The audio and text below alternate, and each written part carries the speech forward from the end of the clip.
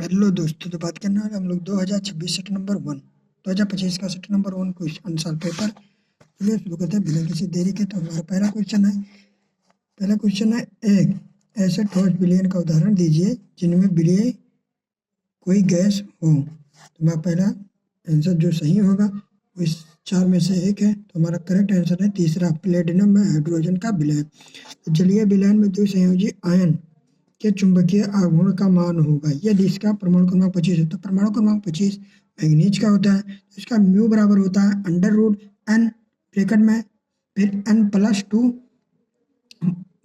Bm। तो हमारा n जो होगा वो 5 होगा क्योंकि डी कक्षक में 10 इलेक्ट्रॉन होते हैं, तो इसमें 5 इलेक्ट्रॉन है क्योंकि इसका है इलेक्ट्रॉनिक बिना 3d5 होता है।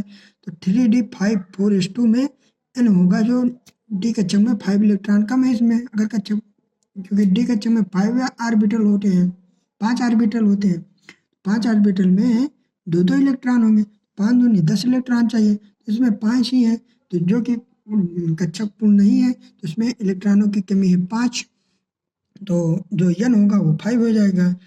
तो √n बराबर, इसको हम कॉपी में करके दिखाते हैं। दोस्तों ये देखिए, ये वाला सवाल जलीय विलयन में द्विसंयोजी आयन के चुंबकीय गुण का मान होगा यदि इसका परमाणु क्रमांक 25 है। तो ये देखिए आपको पूरा सोल्यूशन इसी में मिलेगा। तो U बराबर हो जाएगा 5n, जो कि डी कक्षक में 5 इलेक्ट्रॉन की कमी है तो वही n होता है, तो n बराबर हो जाएगा 5।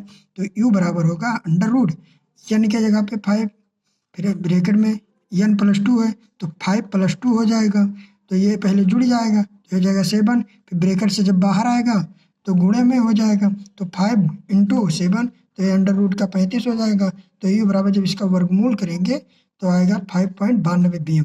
तो इसमें जो है हमारे आंसर पेपर में जो क्वेश्चन रहेगा पेपर में, वो हमारा जो करेक्ट होगा वो इसमें में से जो हमारा करेक्ट आंसर होगा वो चौथा है हमारा 5.92 Bm। तो इस प्रकार जो हमारा तीसरा क्वेश्चन है, संकुल CONH3 का होल 6 × Cl2 के विलयन में कितने आयन उत्पन्न होंगे, ये आपने पढ़ा होगा। तो इसके जो आयन उत्पन्न होंगे वो 3 आयन होंगे। चलिए दोस्तों अगला क्वेश्चन देखते हैं।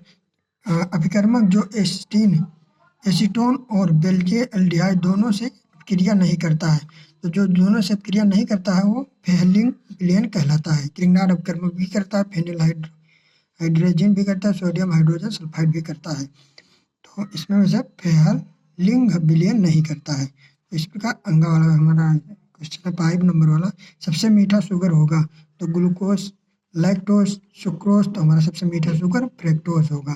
तो इस प्रकार छठवां क्वेश्चन है, CH2 double bond CH CH2 NH CH3 के सही IUPAC नाम होंगे। तो इसका सही IUPAC नाम हमारा जो पहला है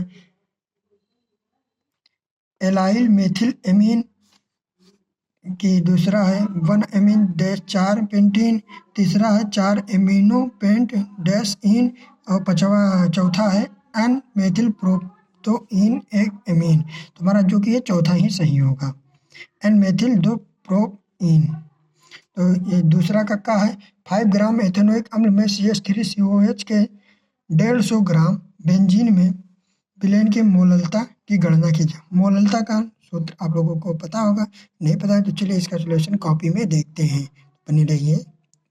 इसका सॉल्यूशन देखिए इसमें हमारे लगा हुआ है, इसमें जो दिया है जो पहले लिख लेना है आप लोगों को। तो दिया है स्मॉल W बराबर 5 ग्राम और आयतन होगा जो उसका 150 है। एथेनोइक अम्ल का अणुभार होता है CH3COH सूत्र होता है, इसका अणुभार जब निकालेंगे तो 60 आएगा, तब मोललता M बराबर हो जाएगा W × 1000/m × B आयतन, जो कि B आयतन है। तो बराबर सब लोगों का मान रखकर आप लोगों काट पीट कर करेंगे तो इतना आएगा 5/9। तो फिर इसका M बराबर इसका वजह भाग करेंगे इस भाग किया गया है, तब आपको आएगा 0.55 आएगा। तो ये हो जाएगा M बराबर 0.55 मोल।